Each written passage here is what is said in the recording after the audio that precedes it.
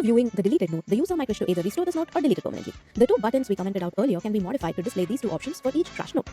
Here they are. For editing a node, we used a link, but to restore a node, we need a form and a button just like we did for delete node.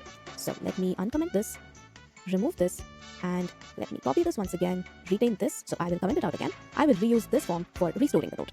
So the action will be trash.update, because we just have to change the deleted at column for restoring that node. So trash.update would be an accurate route. We will be passing the node model. Once again, the method is post and we can spoof it with put. We can retain the CSRF attribute, and here we don't need a red color, so let me remove all of this. We can remove the entire class. We can keep the same black color, and on click, you can either keep this or remove it. You don't have to confirm with the user because this is not a damaging action to do. So you can just say restore node here. Alright, now open the trash node controller and let's create an update method, public function update.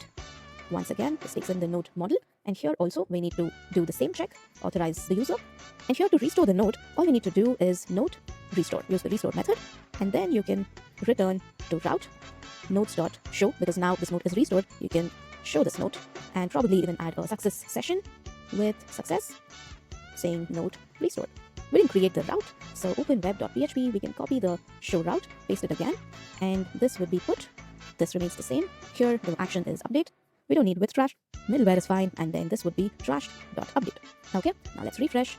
We do have a button, but we need to push it to the right, so I will add a class here with ML auto, that is margin left auto, so it goes to the right because it's flexbox. Refresh. Alright, let me click on this. We get a 404 not found error. Looks like we need the with trashed. Let's add it back.